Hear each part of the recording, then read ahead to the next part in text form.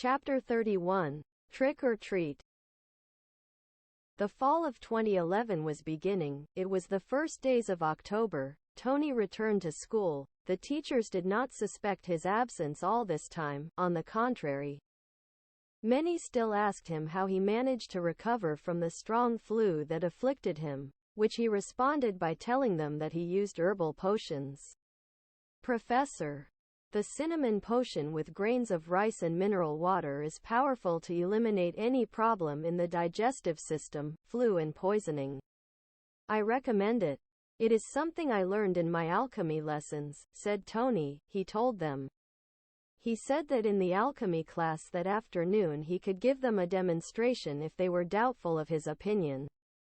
At that, Danny arrived, informing Tony, Bastian, Black, Roger and Gavin that his first-year cousin, who belonged to the House of Sapphire Falcons, was receiving attacks and insults from a first-year bully from the Scarlet Eagles, very close to the Green Forest. Let's go give that brat what he deserves, Tony said to Bastian, Roger, Gavin and Black. They all agreed and immediately went to the place where the situation was occurring. When they arrived, there were several students arguing with the boy. The five arrived and intimidated the bully. He looked at them with eyes of contempt. Tony told Danny's cousin to go to another safer place. Another group of first-year boys from the Scarlet Eagles tried to attack them, so they began to chase them throughout the Green Forest. Angie was reading a book near the place. She realized the situation and joined the chase. After catching the students, the 6 10th-year boys of the House of Clovers warned the bully, and the problem was solved. Danny's cousin was calmer. On the other hand, Gabby Conrad, the girl from the house who had pink hair, dark eyes and light skin, was in the last weeks of her pregnancy. During class recess that day, Gabby was next to Aura, Mariana, Nana, Kim and Paula on a picnic very close to the Green Forest, in one of the school's gardens, when suddenly, Gabby began to sweat, and felt some contractures. Her friends began to worry and decided to leave the place. Gabby, are you feeling okay?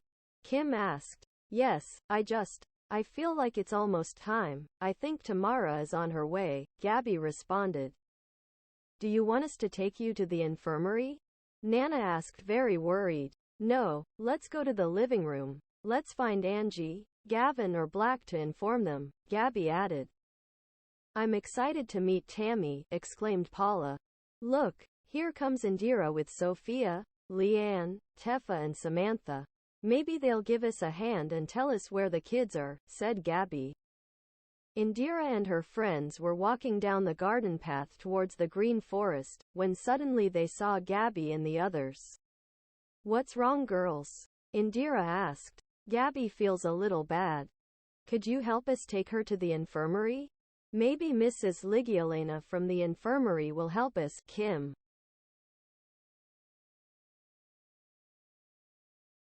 responded. The infirmary is near the director's office. Let's first look for Black, Angie or Gavin and they will tell us what to do, said Sophia, a short girl with dark skin and black hair, the artist of the group along with Samantha. Let's go to the living room of the house, Indira concluded. The group of girls took Gabby to the living room of the house, where Gavin and Black were waiting for Lewis to go to the next class. Gavin and Black were talking about the absence of the principal since her return from Great Bay. She had been absent from school for many weeks. They knew this thanks to a letter that was given to them in September where it mentioned that the principal would be absent for a few weeks due to reason for a trip with the school council and members of the city council and the Great Cathedral. Don't you think it's strange? Since you returned from the Great Bay, that woman has not appeared. Didn't that shaman tell you that she practiced necromancy and palmistry? It's clear that she knows that we have revealed her identity. Something is getting ready, Gavin said as he took a sip of his orange juice in the living room. Yes, I was thinking about it. Yesterday I talked about it with Lewis and Roger. It is a shame that we are not palmists or necromantics. so we could read her mind, what she is plotting and what she is doing. For the moment we must be prepared for any movement. Not even the school is safe for us anymore. Black responded. You're crazy. I would not practice that. It is witchcraft, Santeria, evil magic. In truth, we would be seduced into evil easily. We depend on the wise men, they know more things, but, now that you mention the school, do you suggest that we desert and concentrate on the prophecy? Gavin added. Well, I've been thinking about it. I don't know how the group will take it. It's a possibility later or next year, but not all of them, maybe just the heroes. The others could stay at the ranch or be here to give us information about what is done at the school, said Black. It is not a bad plan, however, it is risky that we leave and they stay here. They will look for us even more. The witch is forming her army. I would not be surprised if all those machines on the great campus enhance their arsenal, or manufacture new weapons also. What would happen if they took the rest of our friends in a room and made them confess about our whereabouts until they were tortured with Electraga and Psycharga guns? There are people who have been left in the psychiatric asylum at the Antosca clinic due to those electrical, paralysis, and psychic magics. Gavin said. Yes, you're right about that. But we'll see later. This afternoon we should ask Aura what she was able to find out about the third riddle, Black concluded. While the conversation was happening, Gabby and the other girls entered the room. Gavin. Black. How good to see you. We need your help, said Sophia. What's going on? Gavin asked. Gabby is having contractures.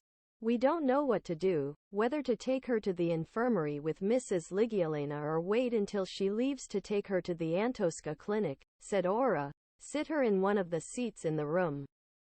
And give her this, let him drink it completely, he will feel better, and then, sips of water, said Black. What is it? Gabby asked curiously as her eyes grew larger. It's an elixir to reduce contractures. It will keep you without that pain for a few hours. Gavin, what do you suggest? Black answered. Indira, do me a favor. Gabby asked, turning to her. Yes. What do you want? She responded. After Gabby takes the elixir, go with her and the others to the infirmary, and ask Mrs. Ligielena for a disability note. She is trustworthy. She is one of the tutors and guides of our house. With this, you and the others will be able to be absent to accompany her to the Antosca clinic, said Gavin. Okay, but, said Indira worried. Isn't it risky? Kim asked. Don't go alone, Indira, take Sophia with you. Black suggested. It is, but we don't have knowledge of childbirth so she can give birth at the ranch. In the hospital. We'll be in good hands. If any of the heroes go, it would be risky. I would have sentinels in the operating room, said Gavin. You're right, said Nana affirmatively, but what if something happens to them in that place? The Antosca clinic is not a nice hospital. A lot of things happen there, asked Paula worried. If things get difficult, we will intervene. Remember to bring your knobs or send us a letter. Keep us informed, said Gavin. Okay, we'll do it. Sophia exclaimed. Aren't we going? Aura asked. They only allow 2 people who are not relatives of the patient in that place. Indira and Sophia will be the only ones. Angie said that we're late this afternoon. We would gather to find out if there are clues from the other research groups. Aura, I remind you that you are the leader of your group, and you must give us the information they currently have, said Black. Have you obtained any new information? Gavin asked. Oh, I almost forgot. Well, yes, we have new information. And I think it coincides with something the shaman told them, said Aura. Well, save the surprise for this afternoon. You'll tell us there. Black answered. They finished the lessons that day. In the afternoon, upon arriving at the ranch, Indira and Sophia took Gabby to the Antosca clinic. After that, they would return at certain times of the day to the ranch to go to classes and at other times to visit hospital to take care of her. They sent a message to the ranch's nav to inform that Dr. Mikhail Yamilov had indicated that she could give birth at any time. So the usual thing was for her to remain in the hospital to avoid setbacks. "Ah, how gorgeous.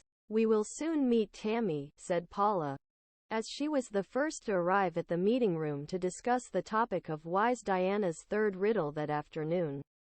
Before starting the session, as you know and we mentioned to you in August about Professor Silvana and her true identity, Sylvanisha, she is absent from the school, so we ask you to be very careful. We don't know exactly what she plans or what moves she has in mind, said Angie. Angie, stop the session, Lester shouted. What's going on? Angie responded. Retransmit the news from the TV in the common room to this room. You have to see what's happening, said Lester. So Louis and Alvord lowered a white curtain and through an image transmitter in the meeting room they projected the news. Good afternoon, dear viewers.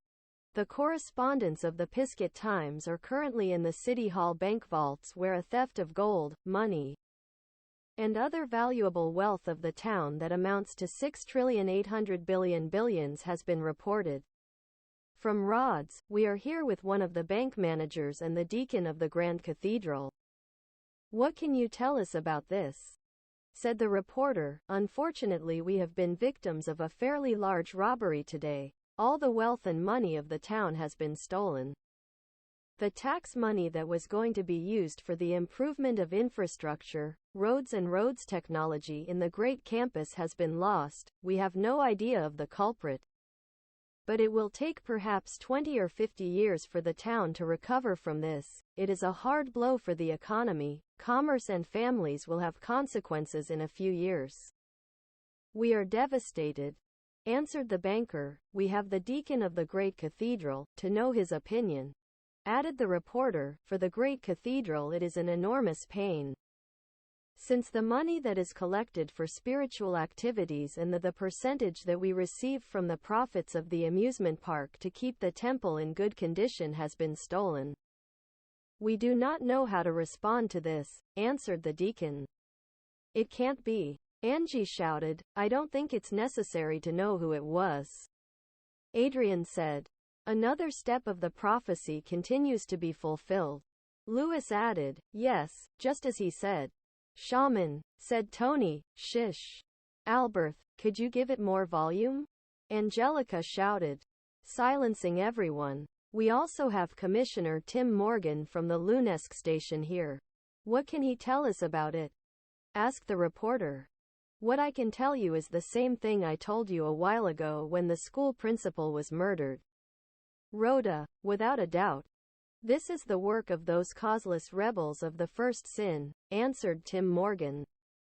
Oh, here we go again with this guy, said Priscilla. That fool, again saying it was us, said Bastian. Shish,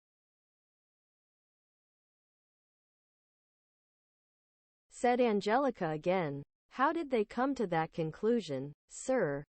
Asked the reporter. It's simple. You have a background, and although those rebels are paying through house arrest, we are sure that they have a network where some others are committing these crimes. Unfortunately, the current director does not. It is currently there.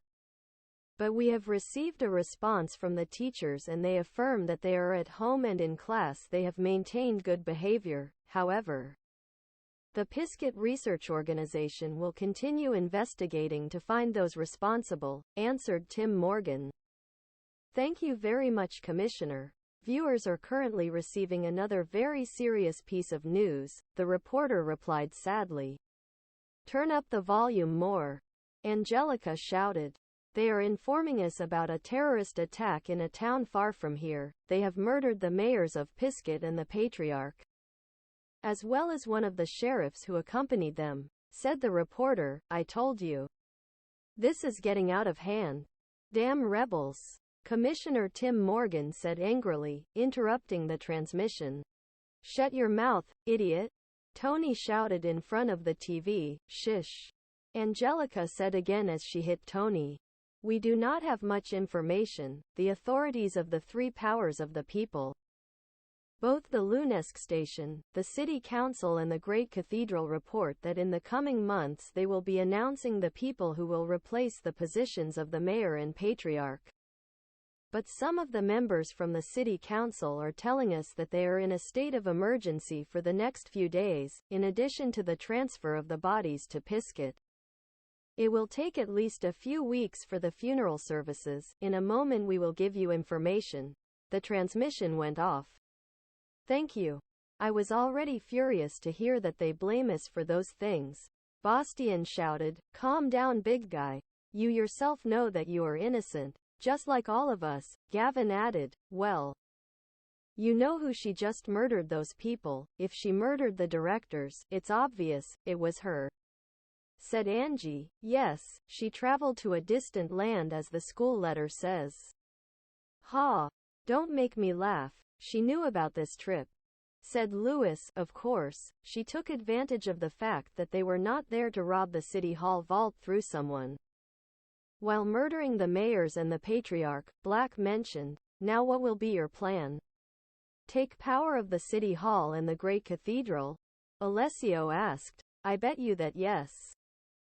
She will begin to move her evil influences to take those positions," said Alvord. "First as director of the school, now she will take over the Lunesk station, the city hall, and he will be patriarch," said Angelica. "This is serious, friends," mentioned Emily, biting her nails. "We must give him what he deserves. We have little time left. Remember the date that the shaman said? We have 1 year left practically," said Chaka. "The question is, what other things will she do?" asked Mariah. "I'll summarize it very easily for you. Having control of those places, she will do as she pleases, and then ruin and devastation will come. As the shaman said, it will be the end of the world." Tony mentioned, calm down. We better go back to where we were," Angie said when she saw that many were getting off topic. "Yes, we must continue giving with the riddles to obtain the power of the sages and the remaining summons, recover Marycross, and begin to increase our power to the maximum for the final battle. I am sure that if we will succeed," said Gavin. "Let's go back to the riddle group number 3 and where our next mission will be," said Black. "Go ahead, Aura. Tell us about the information you have," Priscilla mentioned. So Aura went up to the stand with her group, which were Fergie, Esther, Kim, Lester, Neil, Rachel, Pali. Gabby and Indira were part of this group, but the latter two were absent, as they were in the hospital, as well as the twins Rubian and Patty, who all commented on riddle number 3, which had to do with about pain and crying. As curious, after investigating, we noticed that this riddle has to do with a connection about another riddle that the shaman told them. Said Aura. "Explain to us," said Gavin. "Well, the riddle mentioned something about pain, blood and crying. The place has to do with the Antoska clinic.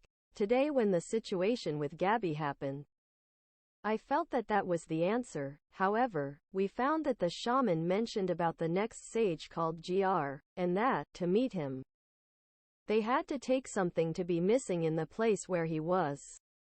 Aura explained. "My theory is that the next sage is someone who has to do with the Antoska clinic, but he is not there, but in another place where we must access with a costume or a mask or the hoods. It would be the only thing I can think of. To enter unnoticed without revealing our real identities," added Esther. "Like a party? Where?" asked Roger. "Exactly." Rachel, Patty and Rubian found something very interesting. "Explain it, guys," said Aura. "There was a retired doctor from the Antoska clinic, I remember, who had a GR in his cubicle. It is said that he is currently the owner of the nightclub Dingoes in Mackenzie Tower Alley. Me and Rubian met him as children. He was a pediatrician. He was an excellent person with children and adults. It is said that this Halloween there will be a party in that place, but access is only for costumes and paying 1,500 rods for entry." Do I think all the clues make sense? No, Patty explained. We think he could be the wise one, because of the type of person he is, said Rubian. And what do you think he will tell us? Adrian asked. I think that, yes, he is the wise one. He will give us information about the Antosca clinic, about what we should look for or find there. Perhaps we should know him, and in the clinic there could be an summon. So I could deduce that the place of crying and pain is united with the clue of knowing someone through disguise to hide one's identity, just as the shaman said. Said Patty. We have 3 summons left of the celestial deities, Katina, Belphemet and Omega, but as you know, these last 2, only a summoner with a lot of spiritual power can invoke them, therefore.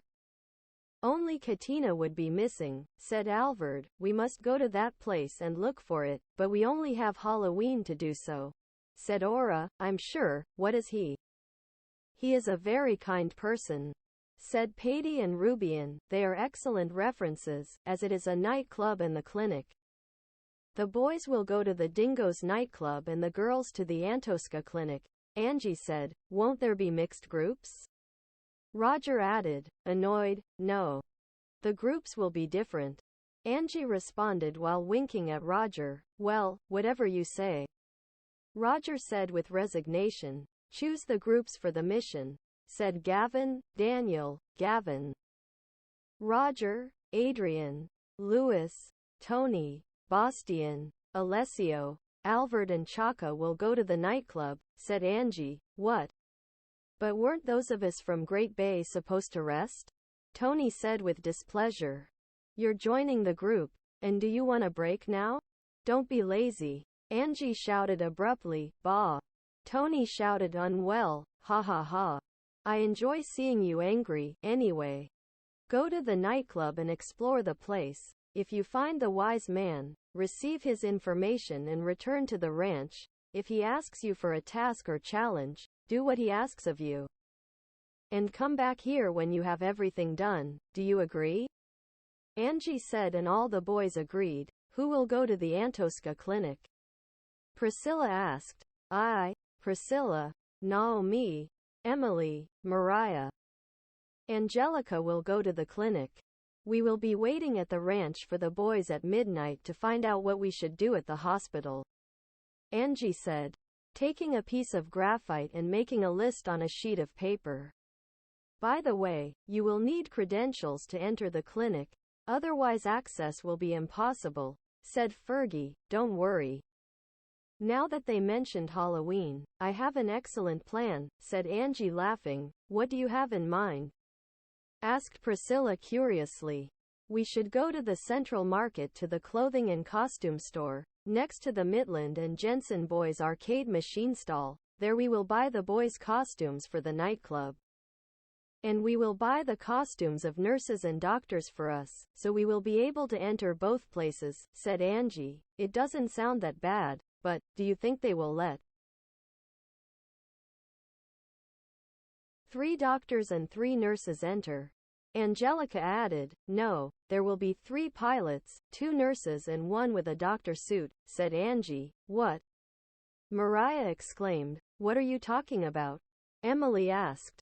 Explain better, Naomi said. Naomi, Mariah will be the nurses, and Angelica will be the doctor. They will enter through the main door, while I, Priscilla and Emily will dress up as pilots.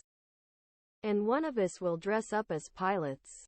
We will put makeup on a severed leg. We will enter for emergencies. We will use Somnuga for those who interfere with the plan, and they will sleep in the cubicles and stretchers, said Angie. Everyone agreed with Angie's plan. Then let's go to buy the costumes. Priscilla answered. Yes, we will send other people from the ranch to the store, in order to buy them and have them on October 31st.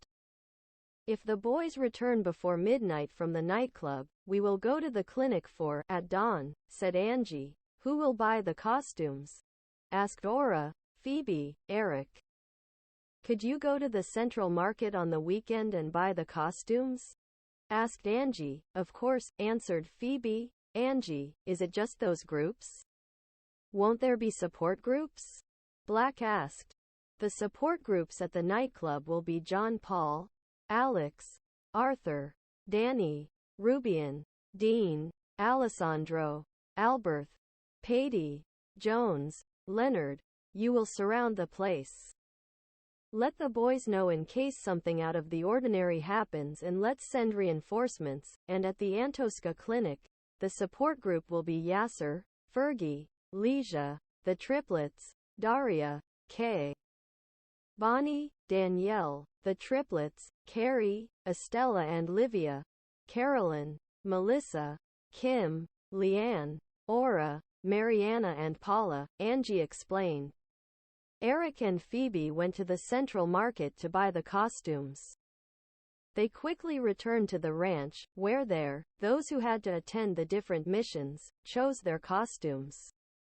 Gavin took the disguise of a vendetta mask, Roger dressed as a pontiff, Bastian dressed as a lumberjack, Adrian as a sentinel, Black as a major dome, Louis as a butter doll with a large square yellow head and a blue coat, Alessio as robot, Chaka as a clown, Tony as a green ogre with a black hood, John Paul as a plumber, Jones as a skeleton, Patty as a pirate, Rubian as a vampire, Alessandro as a werewolf, Leonard as a refrigerator, Dean as a caveman, Danny as a builder, Albert as mime, Arthur as an executive, Alex as a Fudblessé player, while the girls, Angie, Priscilla and Amelia, their costume was that of pilots.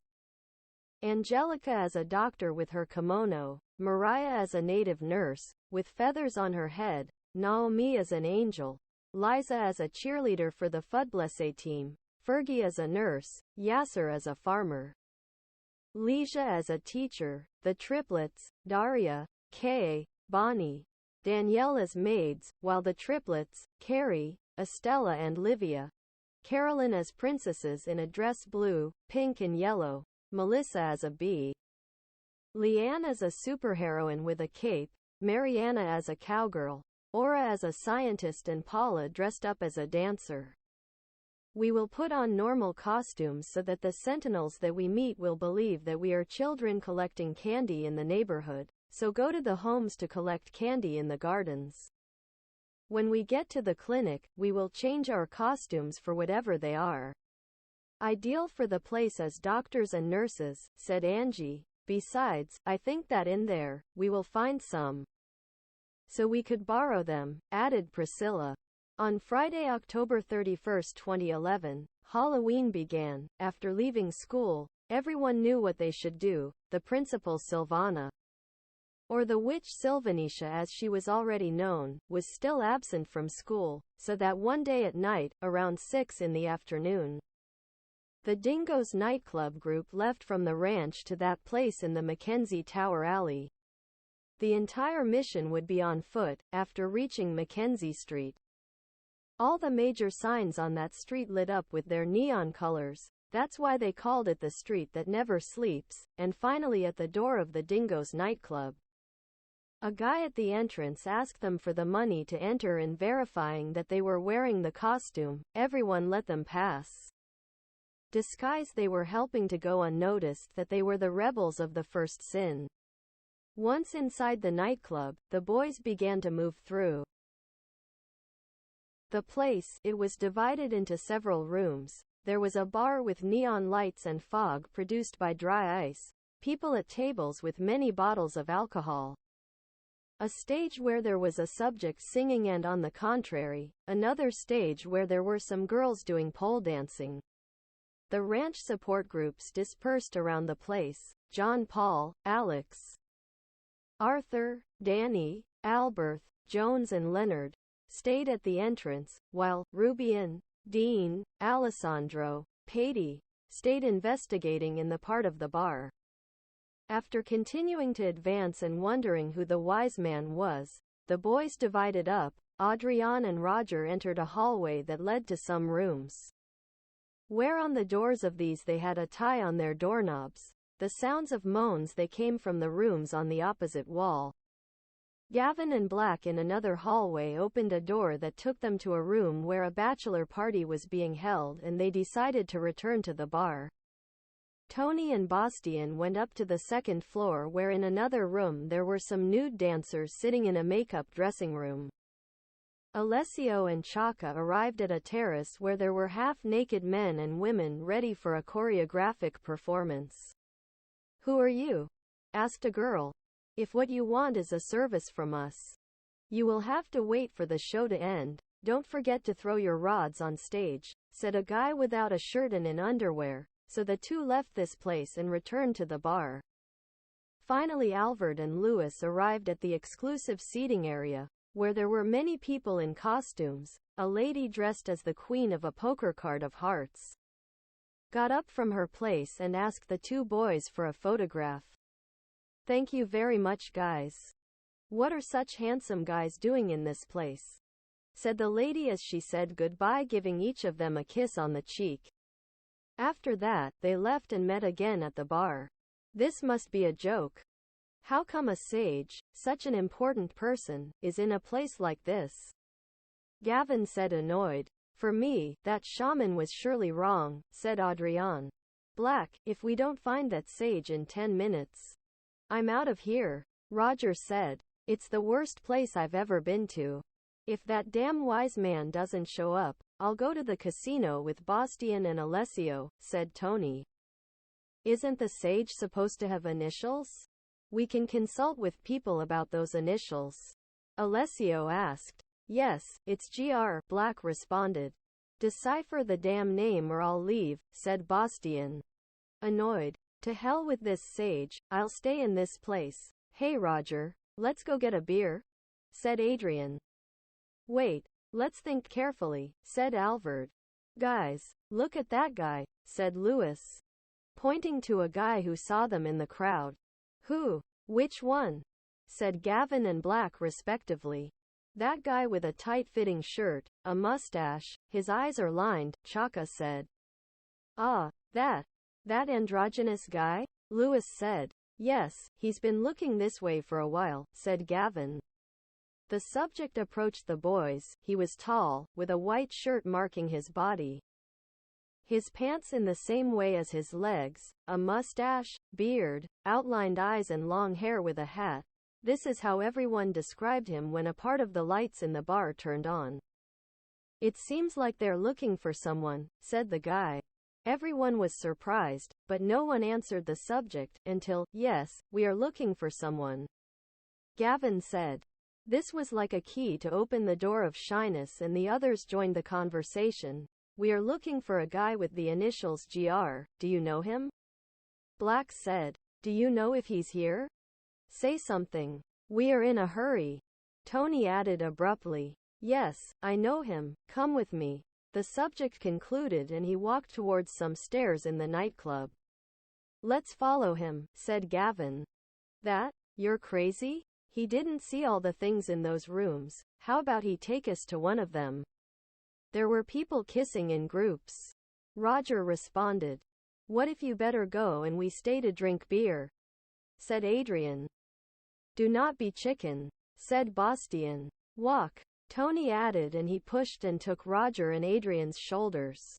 For their part, Louis, Chaka, Albert and Alessio followed the others with their arms crossed and waiting for silence.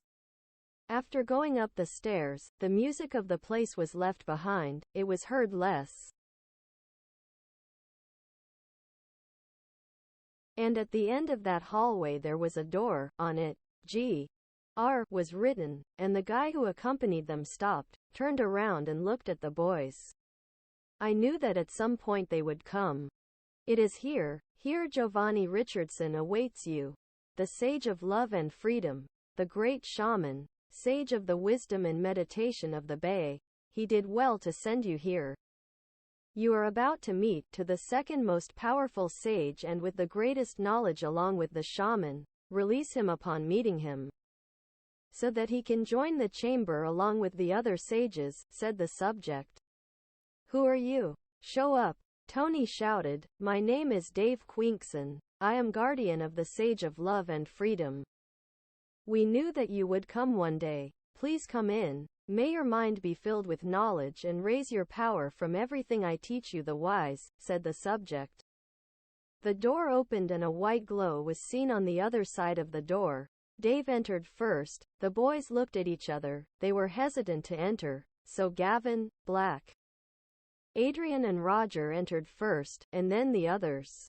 Once inside, they arrived at a room, similar to a living room, with red armchairs with their cozy pillows, a desk, some paintings and portraits decorating the room, when suddenly, in the ceiling of the room, Dave spoke and said, "No fear, it's Dave, take a seat, the sage will be here in a moment."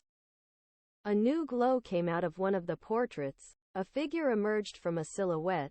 A man. He had a brown suit. His skin was pale. His eyes were outlined. His hair was black, long, straight, with a ponytail, hoarse, and a lock of hair fell like a bang. "Welcome, friends. I am the wise man of Amig and Libertag. You can call me Mr. GR. I was mirroring you. It's a place G. You know the words. Thank you for Libagogme," said the wise man, who was ready to hug each of the boys. They noticed that apart from having a strange accent, he suffered from rhoticism. So Gavin approached him and consulted him. "Lord, what is this place? We were wondering why a wise man like you has his sanctuary in a place like a nightclub." Gavin asked. "It's simple, vegan. We wise men have appeared in places where not all people have access. That's why." Yed was in a forest. Percy used his wanderer persona. No one who spoke English. Diana was in a Tuofios Sagan. The shaman in an abandoned cabin. The Puingeza in a castle. The Vikagia visiting an abandoned place. Crystal's message. Bieberly and Wendy inside an agball. Sigtenclass in a land that not everyone can visit, and so with everyone, because I wanted to hide my identity in this place. Evil. The vassals would never come to this place, said GR. It has reason. Now that I think about it, none of them were in places like that, where anyone had access, added Black. I'm just getting it, and well, I hope you have time. I have a lot of information that I can give you before leaving for Kamaga, said GR candidly while pouring whiskey into a glass jug, where it made a sound when he grabbed it by the jewelry on his fingers and arms.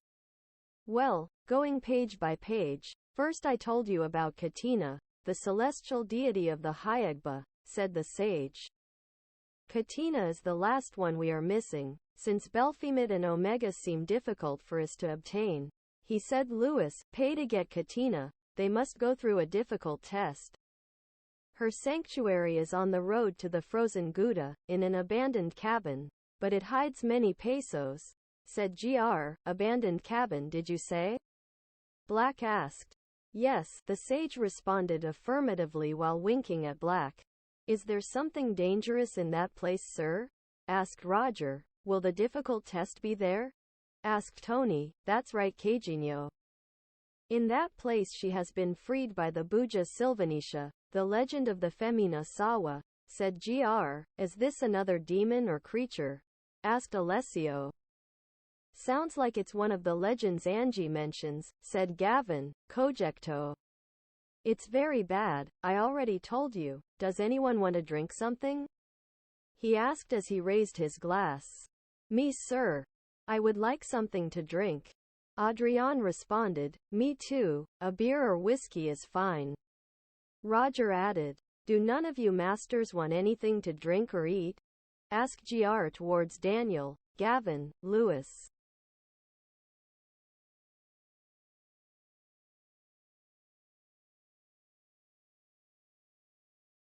Alvord, Alessio and Chaka. No, thank you, sir. We're fine like that, said the rest.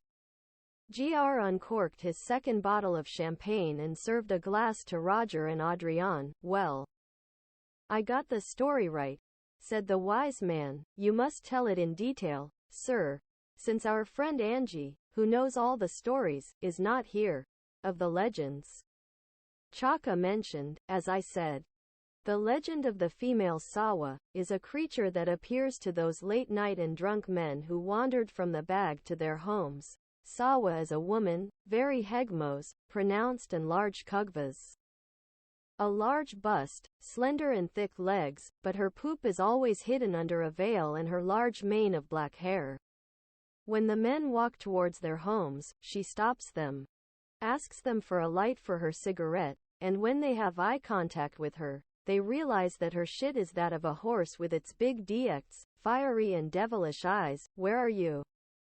People faint and lose their agma, said GR. Well, yes, there is no doubt that she is a demon, even though you mention that she is a beautiful girl, added Alvord. Where I come from the land of the Amig, the bread, the pegfumes, there is a hegmos of fues regarding it, and it says, the beauty of the Pegsinas must be explored by what is in their intigiog, feelings, aptitudes that make each man or woman a special seg.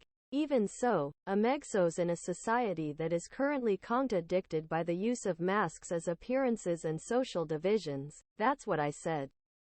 Later I told you something about that, argued the wise man. Should we just go to the cabin and defeat it?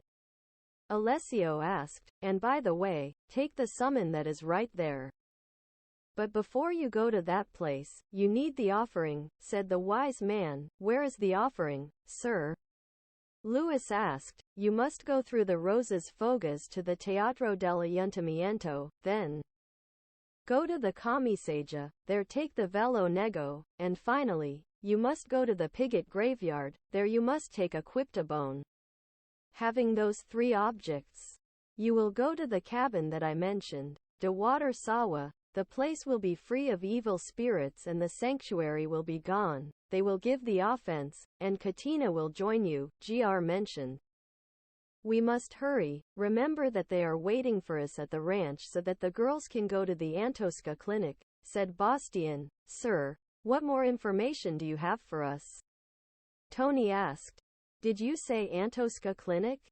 Asked GR. Yes, our friends were thinking of going to that place to investigate. It was another of the clues that the wise Diana told Angie, besides the shaman. All the clues lead to that place, said Tony. Splendid. Before moving on to that page, I want you to know that Sawa has a collage of gems, but they are not Ogdenagian gems, said GR. Are they like the orbs? Asked Roger. No, it's a collage of 12 gems. Each gem is a summoning transmitter, GR mentioned. Summoning transmitter? Adrian asked. I had never heard of that, Gavin said. With it, you can transfer a celestial summon to another Pegsina, as a Boran summoner. Through that gem I can transfer that power to any of us who do not have an summon. Asked Alvord. Exactly shit, said the wise man. Now, I told you about the Antosca clinic. I worked for many years in that place, as a doctor, but I decided to quit since I couldn't stand the work environment there, said the wise man. What kind of environment do you mean? Tony asked. Well, you should always be comfortable in your work, but if the environment isn't the best, maybe if you feel humiliated by someone in that place, it's tiring. It is difficult for your psychological system. Your mind, we must always look for a place where we are happy. Feeling good is worth much more than money, said GR. Yes. It is like the type of people or friends you surround yourself with. Who was humiliating you, sir? Gavin asked curiously. In that place, there was a doctog, or rather, a mad scientist. His evil in his heart has made him vulnerable. He was possessed by the candle. His name, Dr. Mikhail Yamilov Okafor, said GR. He is the subject on the day of the news of the murder of the mayor and the patriarch, saying that we had been the ones who carried out the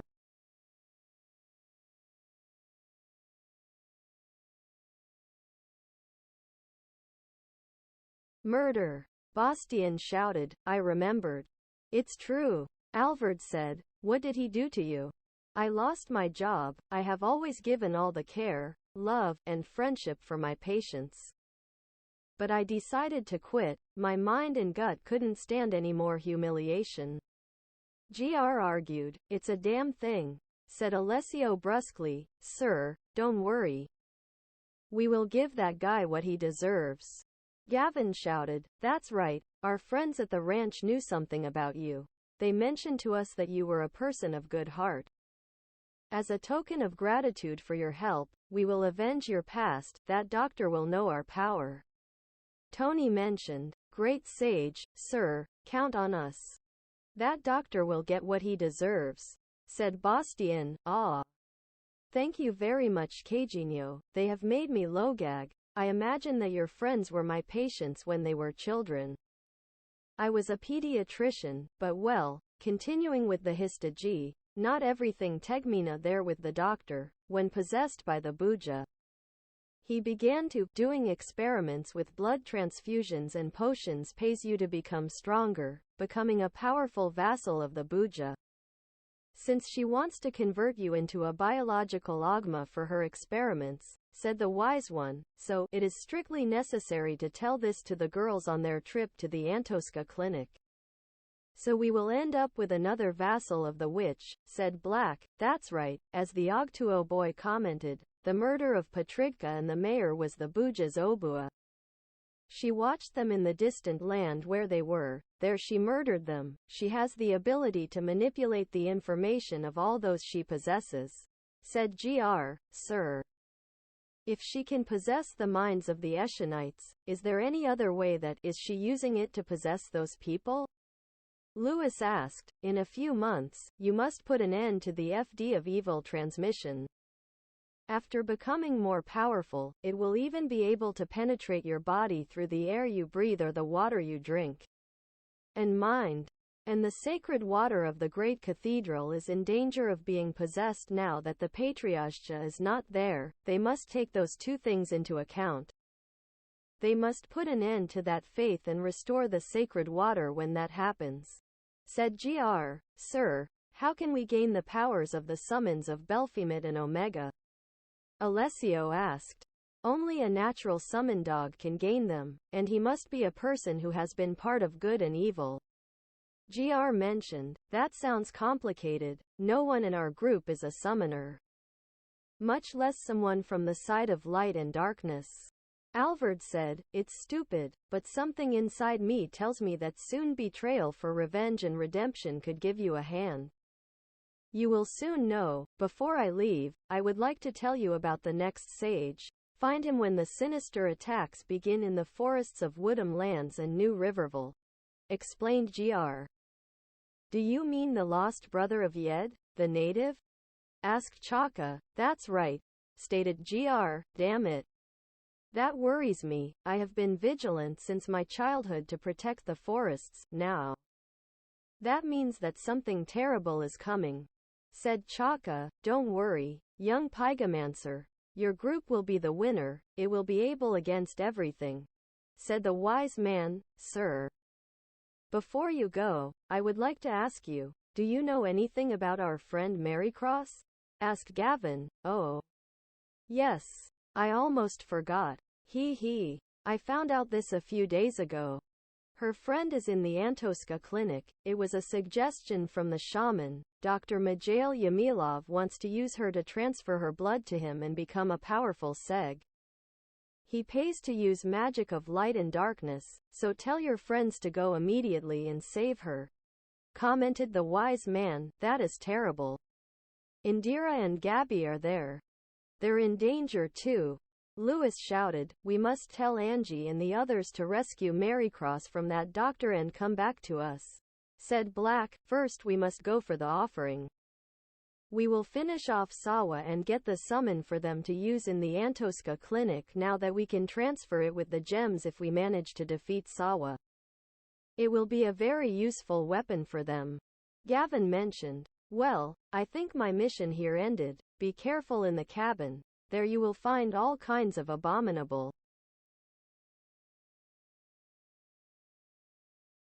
creatures. I wish you happiness, my handsome braves. Goodbye, concluded the sage Gr as he dissipated to join the chamber of the sages. He put his hand on his mouth and blew a kiss towards the boys, winking at them. The white glow took them back to the hallway where they entered the first time, and the door was closed. Well, this will be the plan. It's 7 o'clock. We have a good time before midnight for the girls to go to the Antoska clinic. So, let's get out of here. Let's split up to look for the 3 offerings and then go to the cabin that the wise mentioned to us, said Gavin. Yes, let's hurry up. So that doctor gets what he deserves this Halloween night, Tony said.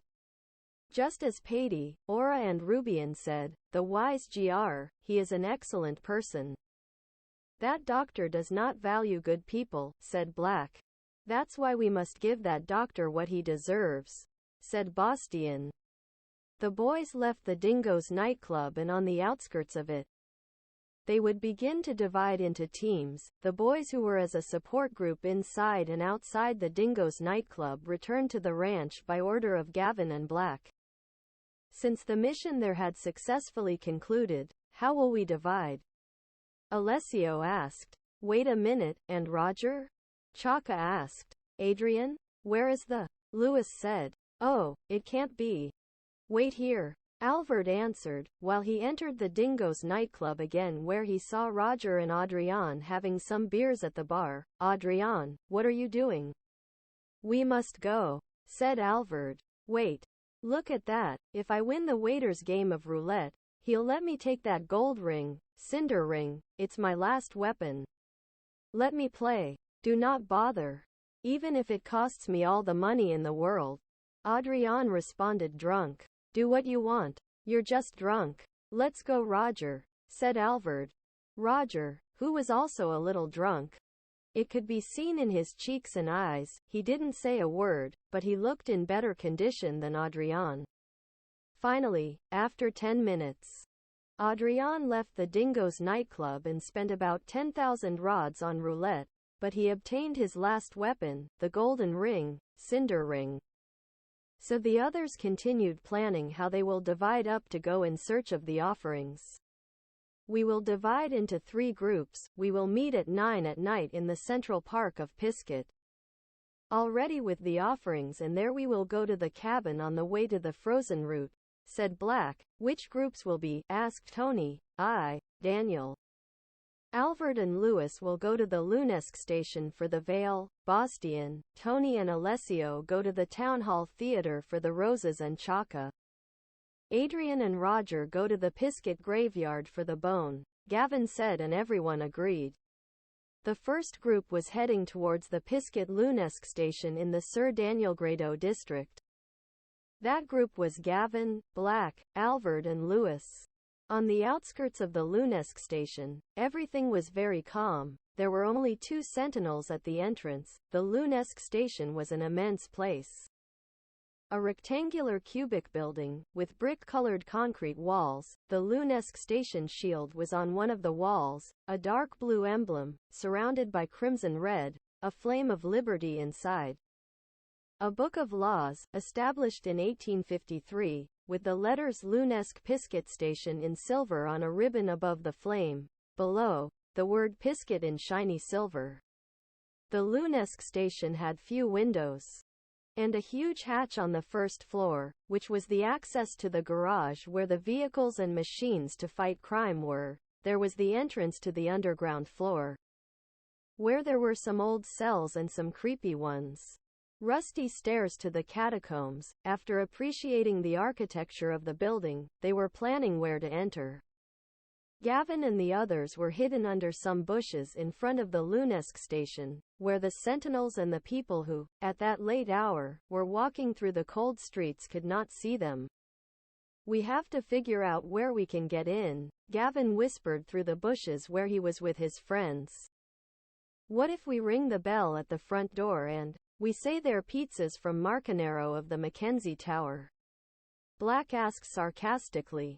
We say they're free since it's been more than half an hour, Lewis added, laughing, and the rest laughed. Do we enter from the back or the sides?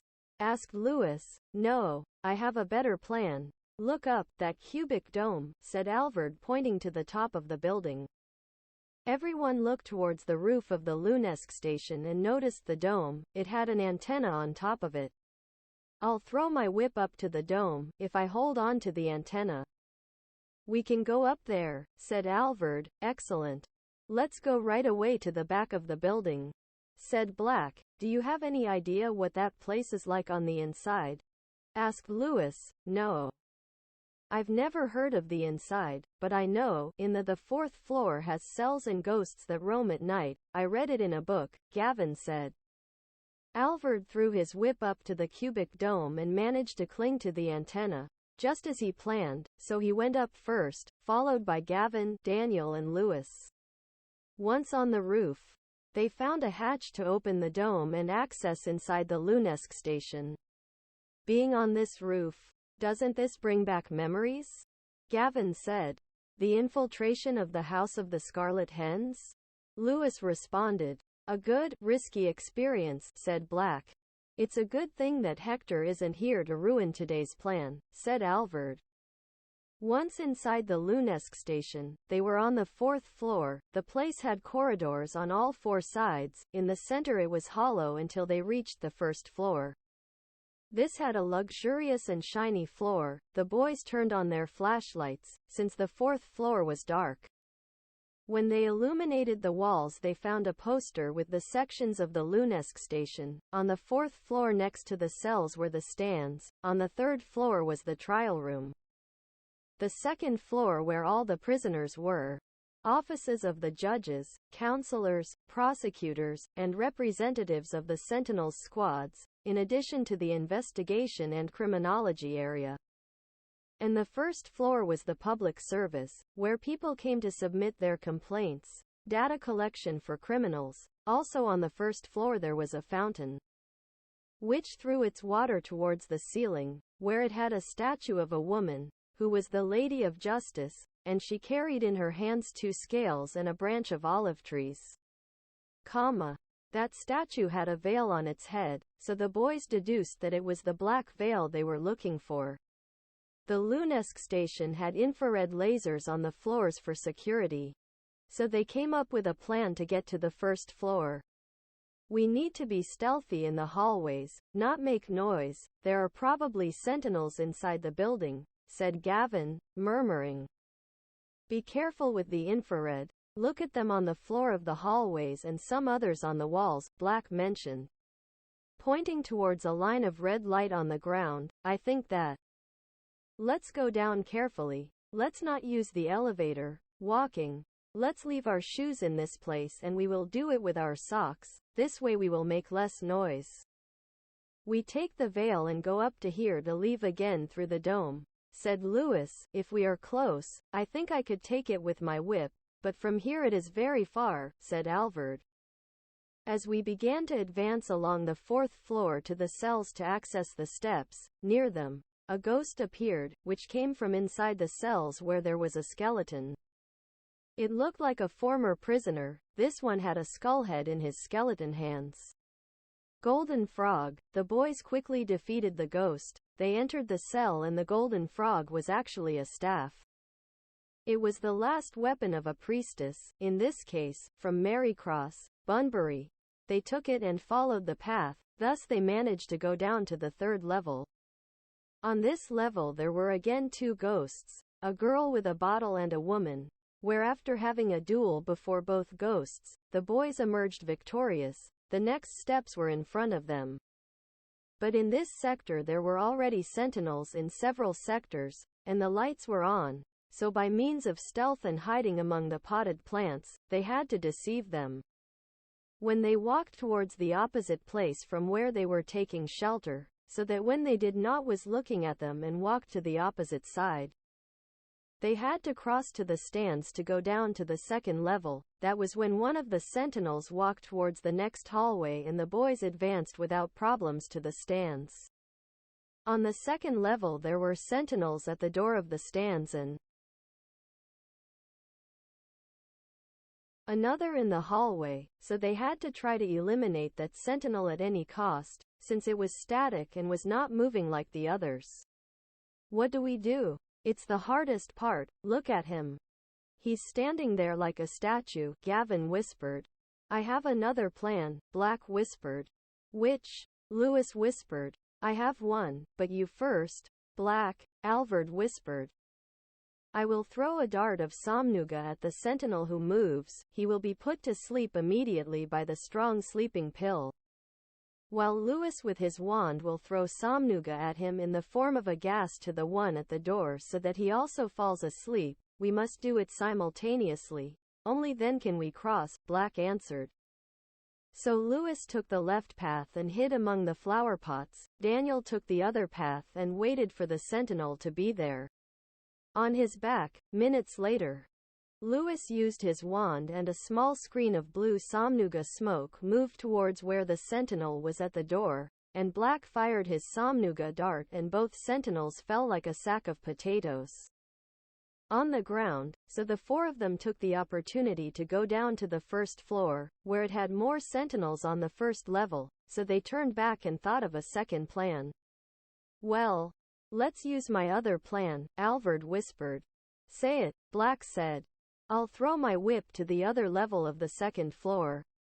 If you look closely, there's a handrail, like an iron rail on the wall that leads towards the void. By clinging to it, I will be like a tightrope walker or tightrope walker. We will cross the whip rope with balance.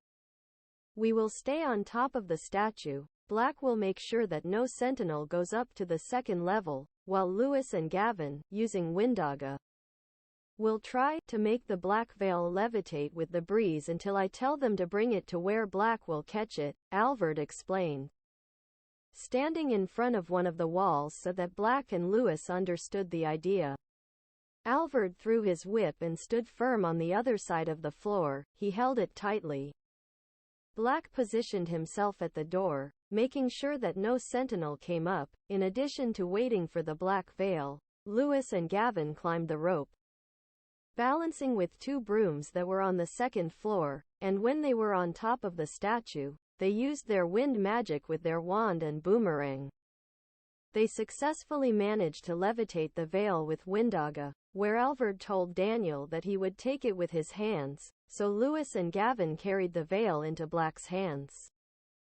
Once they had the veil in their hands, they all returned to the third level and ascended again to the dome on the fourth floor and left the Lunesque station, heading to Pizcet Central Park to wait for the rest of their friends. On the other hand, in the Pizcet Town Hall Theatre in the Sir Daniel Grado district, Boston, Tony and Alessio were outside the town hall, a huge two-story building, completely closed, without windows, only with a balcony. On its walls you could see the shield of the town of the Republic of Pizcet, where a square-shaped emblem contained the elements of the Great Bay, the Great Cathedral, the Mountain of Death, and some tools such as a hammer, a sickle, a nut, and a tong, which represented the Great Campus, a gold crown and a ribbon with the word Pizcet Town Hall, while below these, an olive branch crossed with the date of establishment of the place, 1831. Next to this building, there was the Pauline de Pizcet Theatre, a place with white walls, with two huge wooden doors, the ticket office, and in its front part, it was like a rectangle with an equilateral triangle in the highest part, an entire wooden building and concrete. Its architecture is neoclassical. Its facades are of a giant order and Corinthian aesthetic, with a human-scale pedestal through which the doors and windows open at sidewalk level, on the second floor. It has balustraded balconies supported by masks, which alternate with other windows. Its decorative reliefs are modernist in style. It also has friezes, capitals and modillions. In the building, the carvings that adorn the curved pediments of the main entrance stand out along to the town hall, in addition to the gargoyles around a harp, in the middle of the Baroque florals. More figures around it, which seem to be in the middle of a colloquium, are continuously repeated in the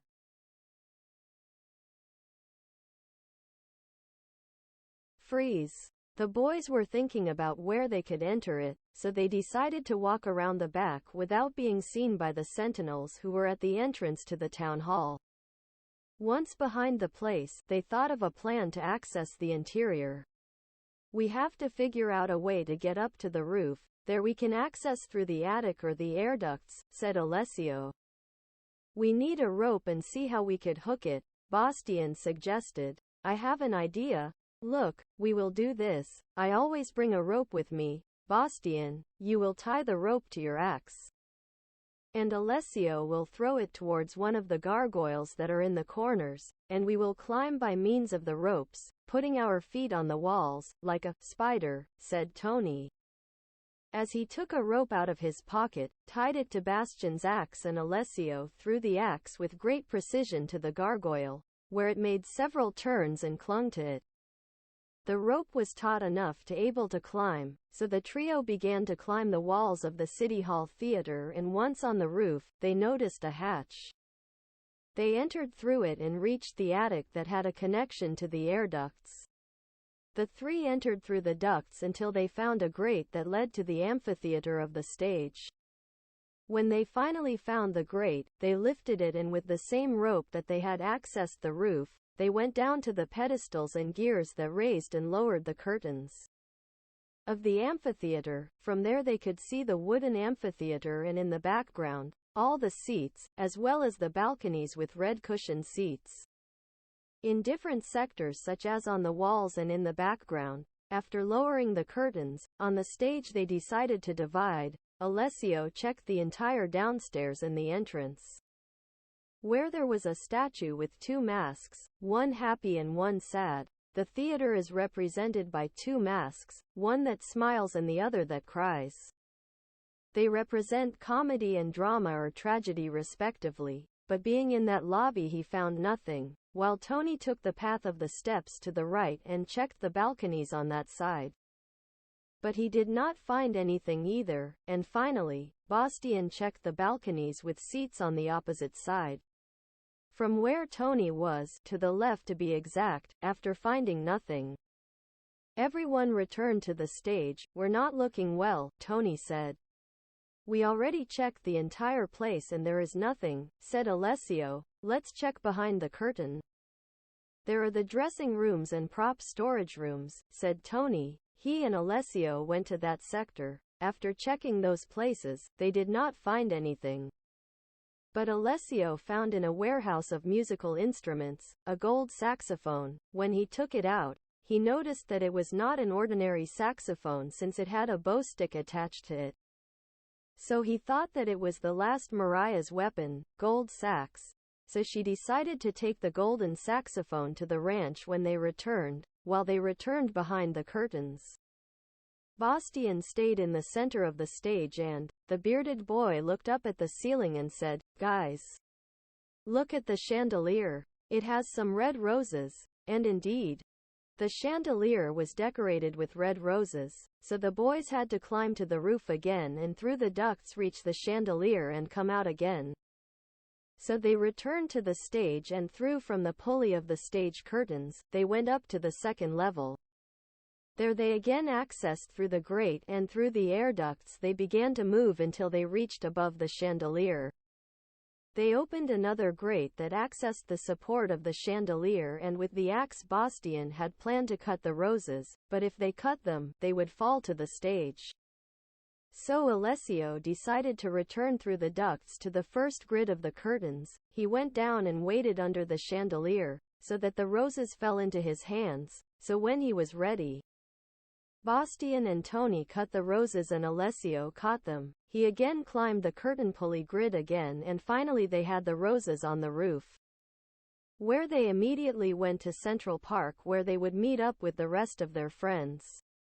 In at Pizcet graveyard, in the St. Peterlavia district, there were Adrian, Chaka and Roger.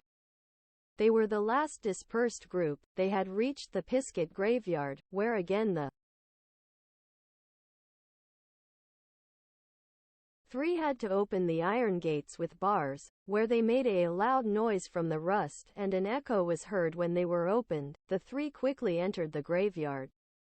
"Where is the crypt supposed to be?"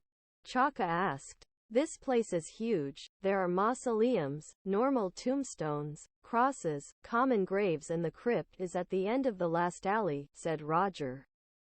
"The crypt is going down the steps by the mausoleum," said Adrian. So everyone began to advance through the alleys. The place was silent, only the owls and crows could be heard. and the old enemies from the last visit began to appear again, such as crows, snakes, rats, armadillos, wolves, ghosts and zombies, which were easily defeated after more than 15 minutes. They reached the steps that went down to an underground level, and there was the entrance to the crypt, where Adrian used explosives with his ring to destroy the door to it. Chaka he used his canteen and launched a Quara to put out the fire that had started. Roger with his trident broke through a bit of the rubble. Once inside, there was a sign that said that the staircase at the back was another access to the catacombs. While they illuminated the crypt with a flashlight, there were thousands of tombs with coffins, which they could not destroy so as not to desecrate a tomb and be cursed. After this, they found in the center of the crypt a concrete cylinder with a lid. What could this be? Roger asked. Let's open the lid, said Adrian. It's a container for bones. When people can't pay for a niche in the graveyard or want to take out a coffin to put another more recent deceased, their remains are deposited in that place. I imagine that we should take the bone from that place. Chaka added. Well, you take it, Adrian, said Roger. That? No way. I'm not going to touch that, said Adrian. Oh, I'll take it, pair of chickens, Chaka said gruffly. So he opened the lid of the cylinder and took one of the bones inside, without any setback. Only because of some enemies, who they defeated again, they went up again to the first site of the graveyard and there, they took the exit to return to Central Park to meet his friends. At around 9 at night, everyone gathered in the Central Park of Pizcet, and everyone had the offerings that the wise GR mentioned to them. So they began their way to the entrance of the frozen route, where after 40 minutes of walking, they arrived at the cabin that the wise man had mentioned to them. But this cabin had many lights and signs with neon lights, as if it were a small branch. On Mackenzie Tower Street, when approaching the place, there was a woman at the entrance with blonde hair, light skin, makeup, a red dress, but with a masculine voice, named Kaylee, where she asks them, "Good evening guys, what do you have to offer? Do you have an invitation? If you do not have an invitation to the Brittany Whiskey Bar, you must pay your entry fee, which costs 1,500 rods. To which the rest answered the girl that they would pay the entrance fee. Once inside the place, they went down some steps, and arrived at a lobby where there was no one. Everyone was wondering where the summon of the celestial deity of Katina would be. Where can the summon be? Gavin asked. It would be better not to split up this time to search, since I don't have good feelings about this place, said Alessio. Yeah, me neither. The atmosphere in this place feels a little tense, Tony added. Well, we will do a drawing inside my hat. I will put papers with their names. The 4 winners will be the ones who enter the place. The rest will cover us at the entrance of the place, said Black. Start, Black, said Bastian. Black took off his hat and took out the first paper. This one had his name, the second paper, Gavin's name, while the third and fourth papers were Roger and Adrian's, so Alessio, Alvord, Chaka, Tony, Bastian and Lewis returned to the entrance and surrounded the place to avoid any complications that might arise. So Gavin, Roger, Adrian and Black walked into the Brittany Whiskey Bar. Once inside it, they began to think of a plan. Listen, here we will divide into pairs. Roger and Adrian, you go to the right sector, while me and Black will go to the left sector, said Gavin. If you find something, an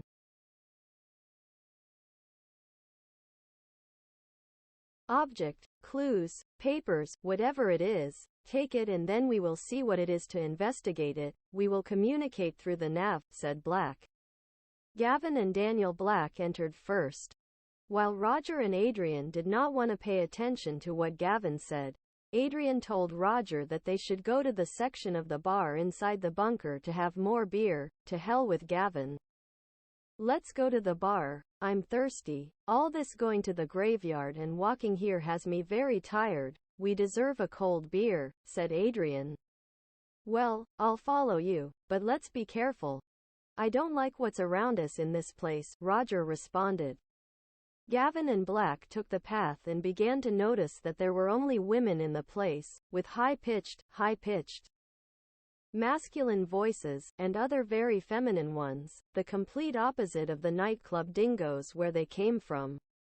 Furthermore, the only thing similar was that this place had the bar where Adrian and Roger were, and a pole dance stage. They both arrived at a hallway where there were several doors. When they opened the first door, they noticed that there was a naked girl inside. She told them to leave if they did not have them. Money, get out. Without money they cannot access these rooms, said the girl. Excuse me, can you tell us what this place is? Gavin said, everyone always asks that when they come to our lair. Our club was expelled from Mackenzie Tower Street by a stupid nightclub that came to compete against us in that place. The alley does not allow similar businesses. Besides, those stupid spiritual members of the great cathedral asked the city council to close our club for being too lustful, nudist and sexist. They don't know what they're talking about. That's why we are isolated.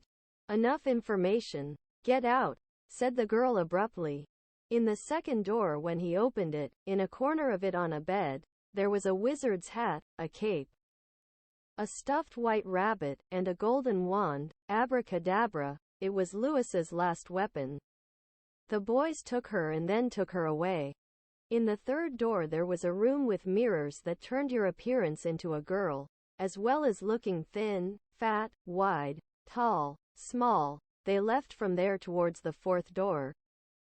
Opening it and turning on the lights, the music stopped. There was a group of girls fornicating. After quickly closing this door, there were only 2 doors left. They decided not to open them, since on the other side of the walls some people could be heard screaming and in others very moans could be heard. Strong and horrifying. They finally turned back towards the lobby to go towards the area where they had sent Roger and Adrian. Black, where the hell is the summon or Sawa's demon? This is a slut club.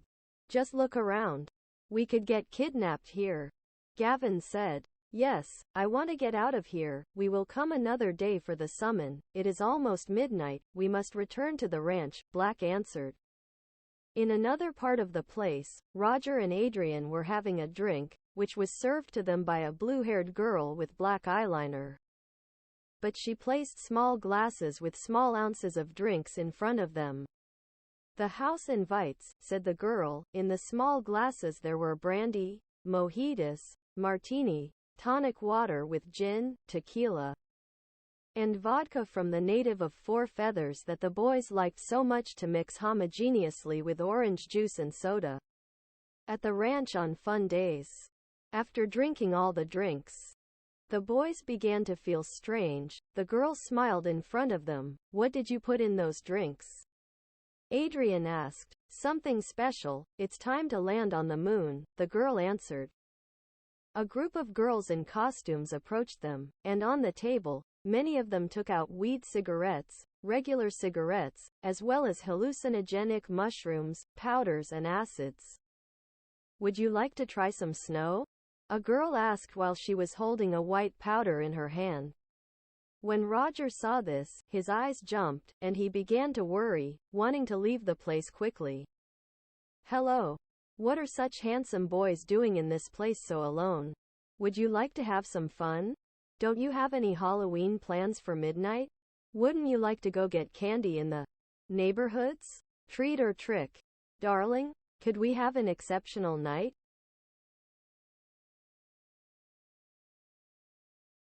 Were some of the things the girls told them, while many surrounded them touching their shoulders, shook their hands and others hugged them and sat them on their laps.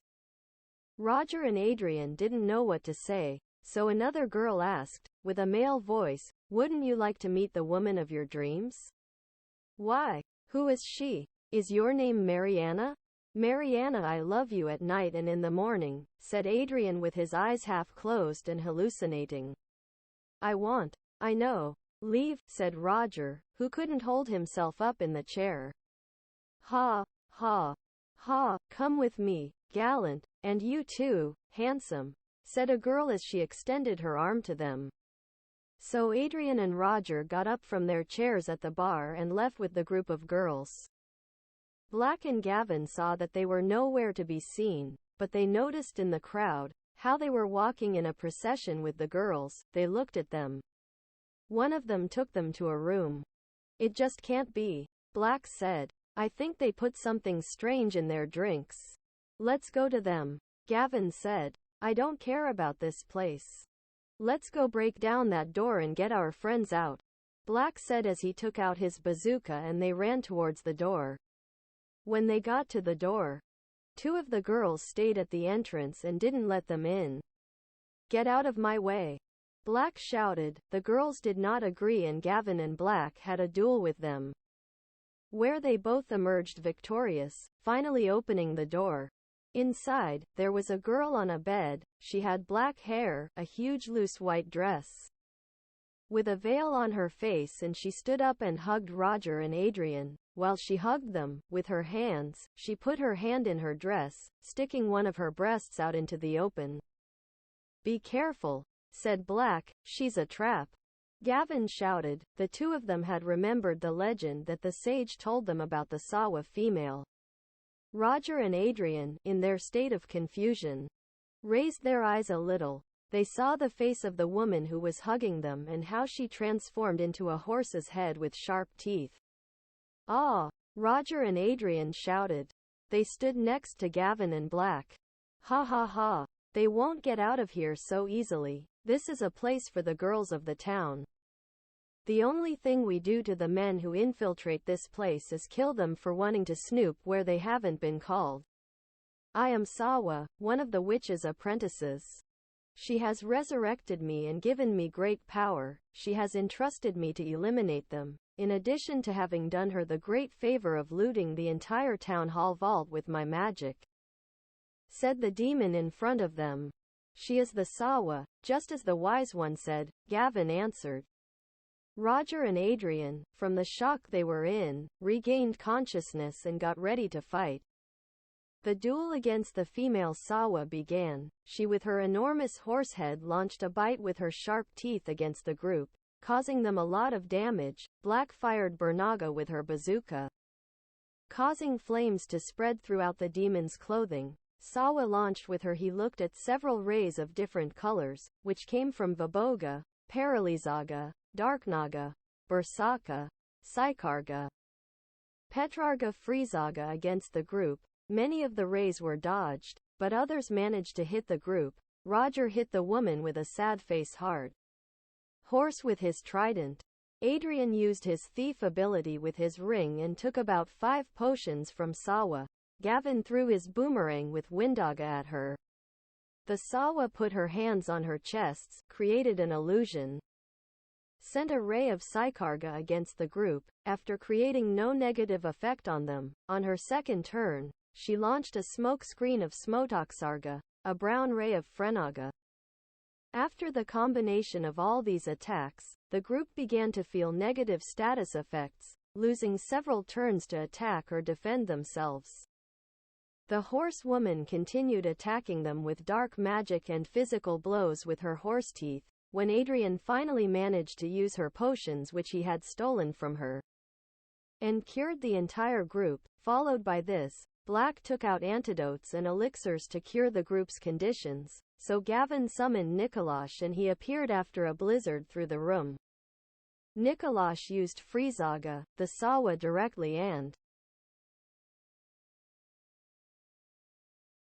strongly hit Nikolash with its snout and teeth, so Gavin remembered Angie's strategy with Ganesha with Rebecca at school.